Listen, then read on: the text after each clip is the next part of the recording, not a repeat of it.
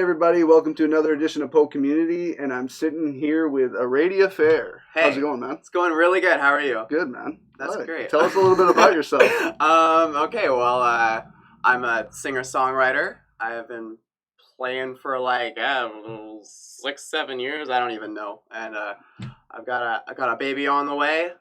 Super cool. Nice. Yeah, I don't know. I'm not very good at talking about myself, but Yeah. Well, I mean, like, what would? Okay, let's just start off with a genre question. Okay, Where would you place yourself? Well, a lot of my stuff is very folk punk. You know, I like to be acoustic on the piano or with the guitar, and then I like to keep it straight to the point with my lyrics. So it's like, but then also I do everything from like a synth pop to I'm working on a country album right now. Fun. I just love music. I do it all really. Yeah, I find that's like kind of the way music's going anyways. That's why I like to ask the genre question, because a lot of people can't place themselves in genres anymore. Well, man, it's the worst when people only ever play one genre. Yeah. Yeah.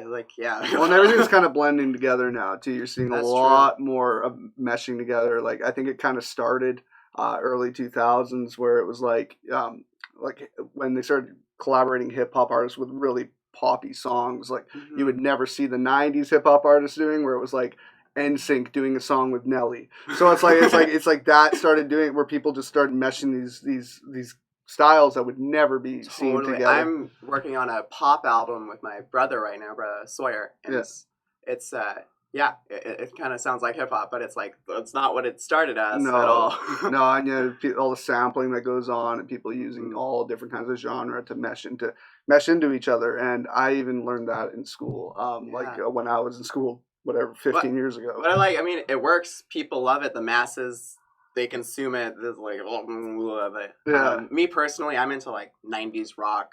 Yeah, like Ween. I really like Ween. Yeah. 90s rock. I think it's like 90s music. I feel like it was a more basic time, more basic. Super, everything. Yeah, it was really dry, really down to earth. I feel like because the 80s were so, so you got your head up the ass with the synthesizers. Yeah.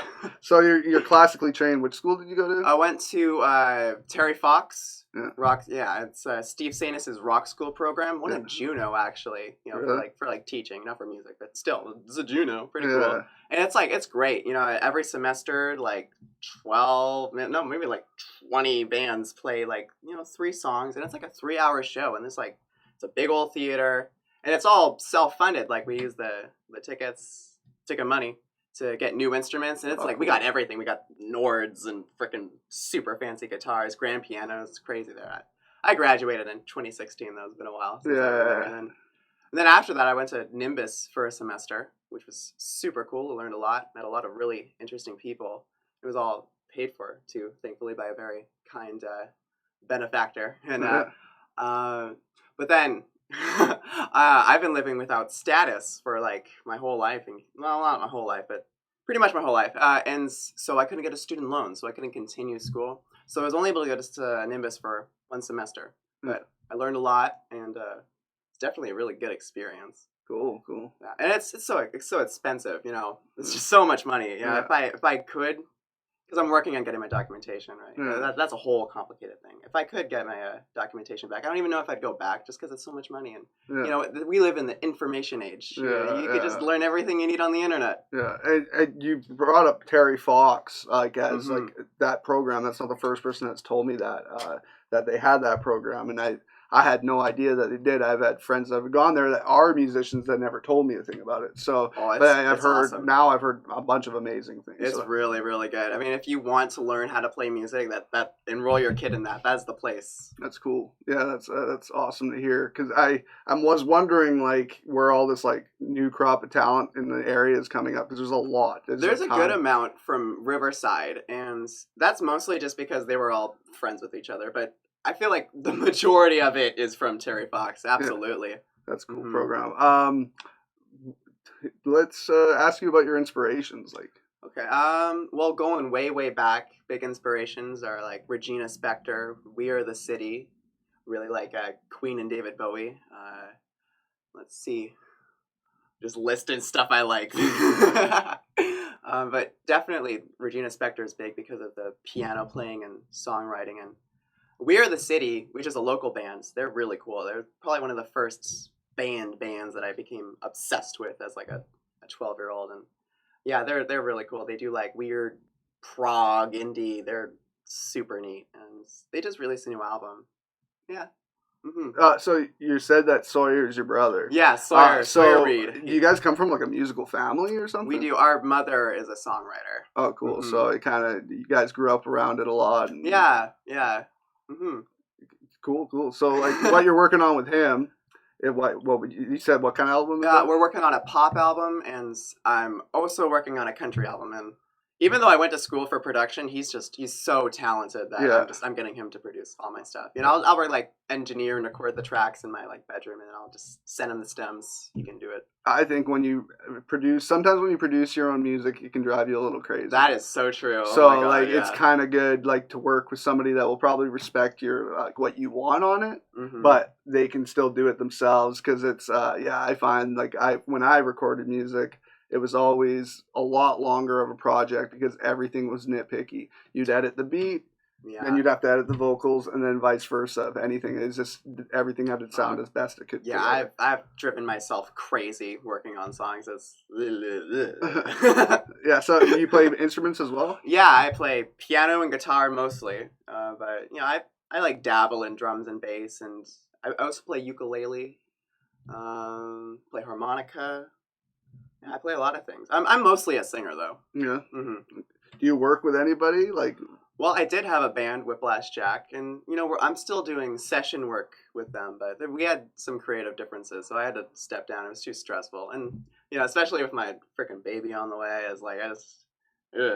How soon is the baby? Oh, yeah, it's in January. January. Yeah. Fun. It's a lot of work, man. I have a lot of siblings. I know. I'm hoping I'll still be able to find pals to jam with. Yeah. It might be earlier jam sessions and stuff, but. Oh yeah, that's a good point. Maybe form like a dad band or something. Because it's a whole different realm. I'm trying to open up a business while raising a toddler, so it's. Toddlers I have a little sister and she's that age, and every day it's like why this? Oh. It's a lot of just go too. You don't get to shut off, so it's it burns you out. Anything like other that you're working on right now you want to promote? Well, I just released an album called The Phone because I recorded it all on my phone, my little iPhone 6 or whatever.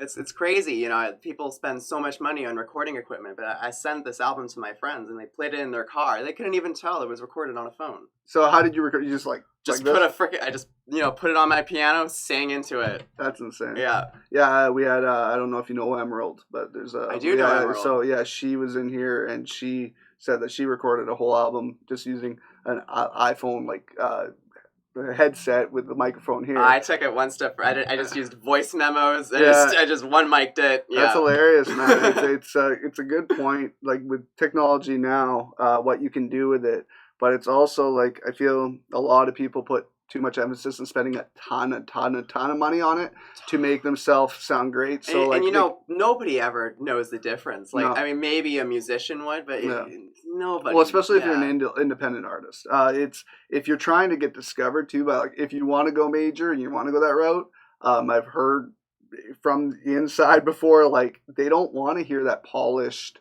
like really high, like what you pay a really good engineer and producer to do. They don't want to hear that because they want to actually see talent through like hardship. Like, so if you're recording in your basement and you can make something recording in your basement sound phenomenal, they're more interested in that than and then especially because a lot of the money now comes from live shows, and if you can't play live, like, what are you can't do anything. The only people that are making money without live shows are right now. Exactly, like right now in time, that I feel like there's a lot of people that I would say untalented people that are learning how to make money, but I'll say it because there's a lot of especially I have a lot of passion for hip hop, and there's a lot of guys that don't need to go on tour because they're like Instagram rappers or whatever. Like literally that's their gimmick, and they'll never go on tour.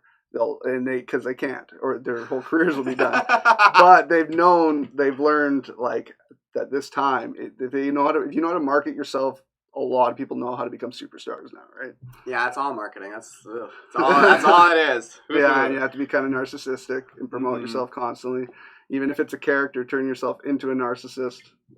I feel like I'd have an easier time being a character than be like, I'm so great, look at me. Yeah. The thing is, it's hard to separate both. I feel like if you hit a certain point of stardom, it's really hard to separate like character from your real self. Yeah. Especially if people only know your character. Part of my problem is that I'm like way too authentic. I don't care about nothing. I think it's kind of going that way though. Like I have had this conversation with many musicians just about how this is a time for musicians that actually have talent to make it. Like you don't need to sign to a major if you're smart with marketing and you can do that. You stay independent. You can be yourself now. Totally so like true. in the '90s, even before the '90s, but like I'd say when it got all about image. Let's say like late '80s when it really just became about image because the music videos were so big. Yeah. When you take like especially women with like good looks, but actually have a ton of talent. Some of them had a ton of talent, and you don't let them use that.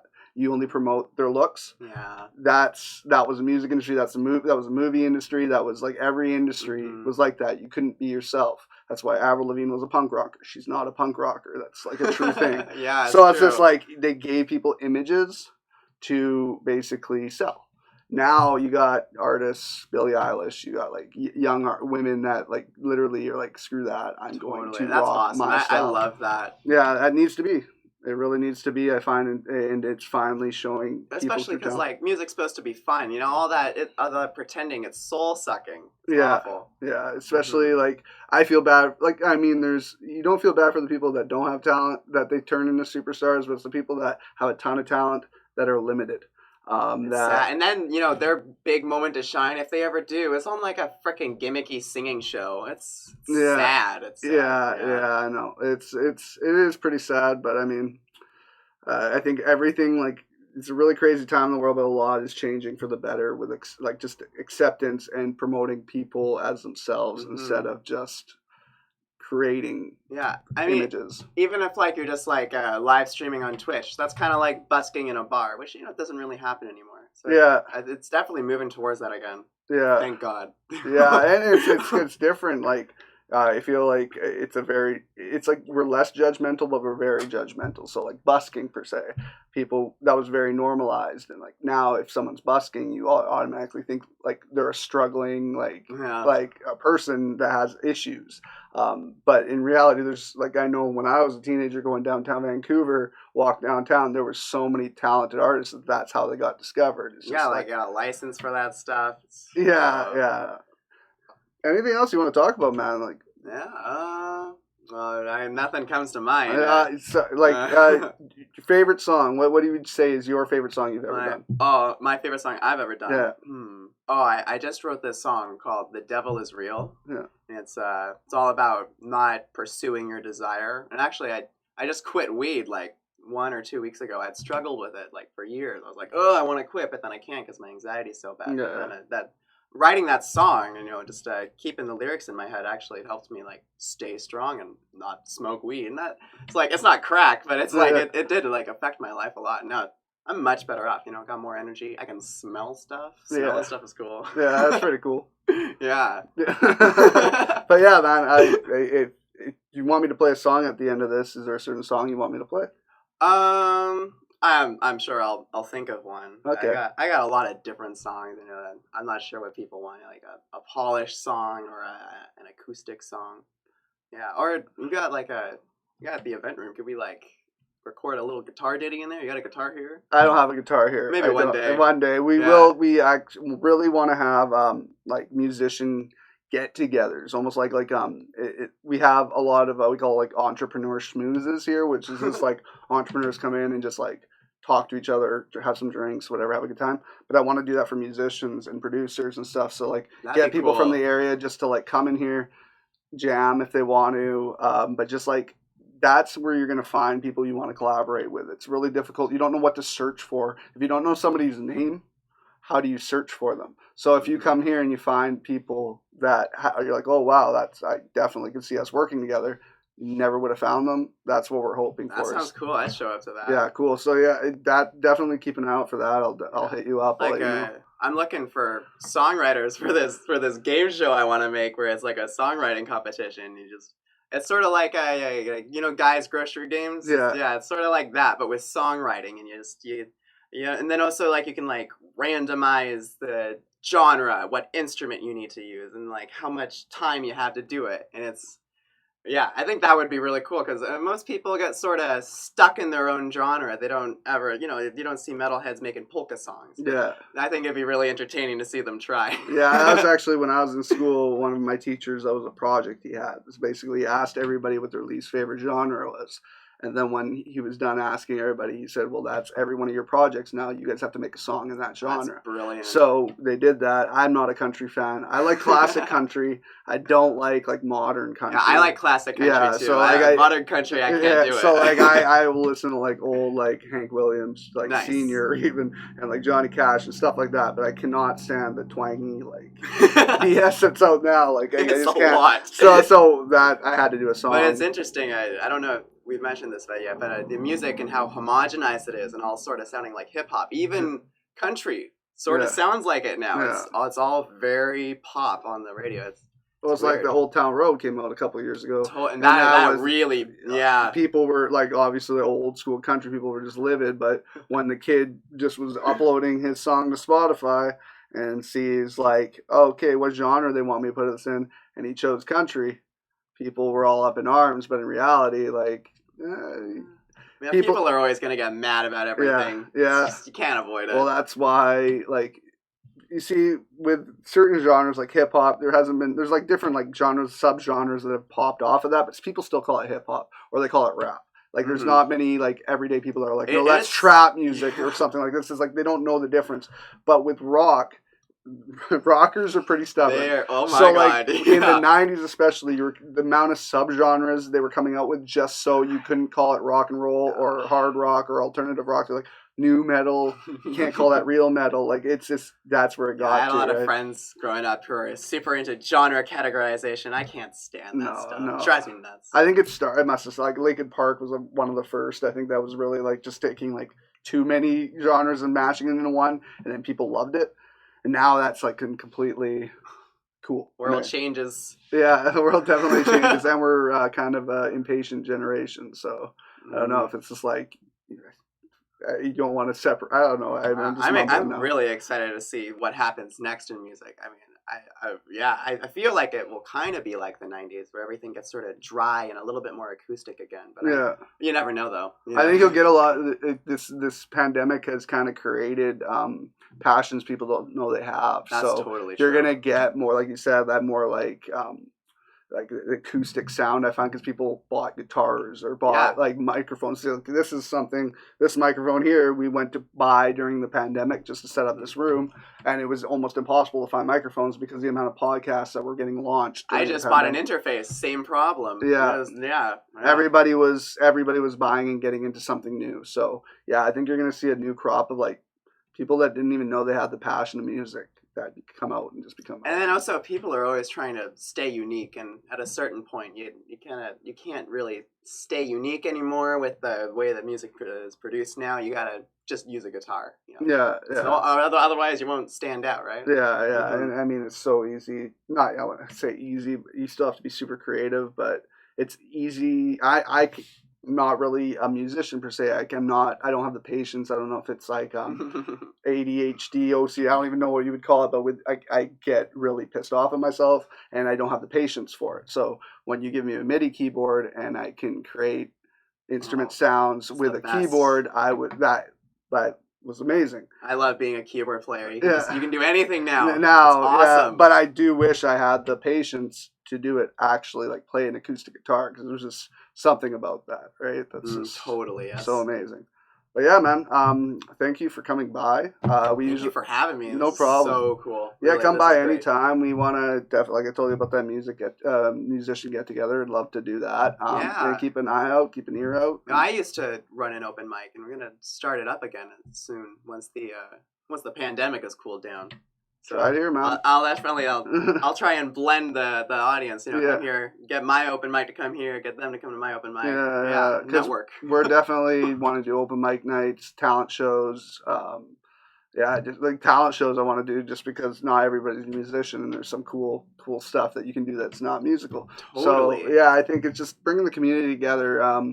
Like not just Poco, like the Tri-Cities. I think that's it's kind of always been joined up together. Like we never really. Yeah, people know each other. They talk. But although I gotta say, there's a lot of talent in Poco. It's almost crazy. Like, yeah. I know so many amazingly talented people that live here, and they all really deserve to be super successful. But then, they only got like 100 follows on Instagram. Yeah, but you know what? Like some of those people don't even care about the follows because they're just authentic musicians that are doing it for love.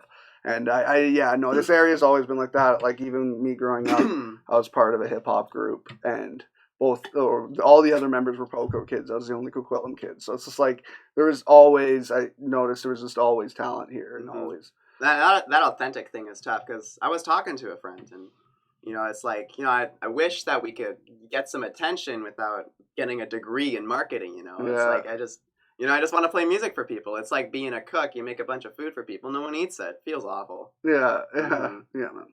But yeah, thank you for coming by. Come by again soon. And thank you, everybody, for joining us on PoCommunity again. Have a good one.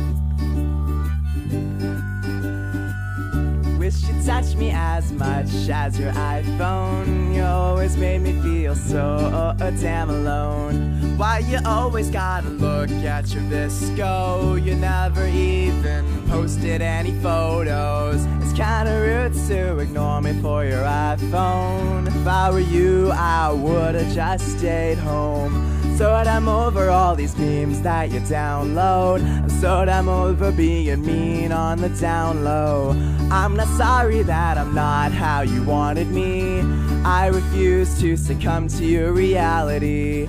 I'm not sorry that I'm not how you wanted me. I refuse to submit to your brutality. You're a slave and you're under control. You're a slave and you're under control. Control.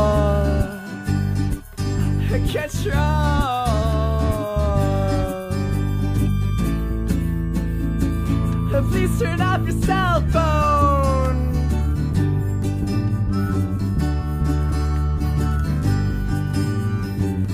Wish you touched me as much as your iPhone. You always made me feel so damn alone.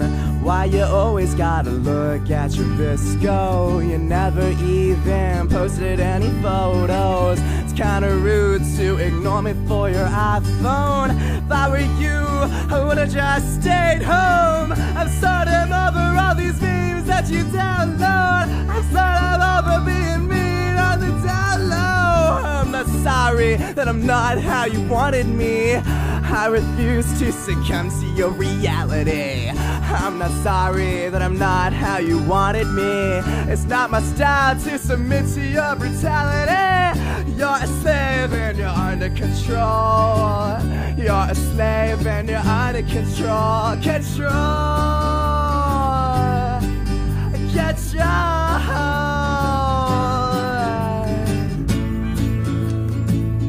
Please turn off your cell phone.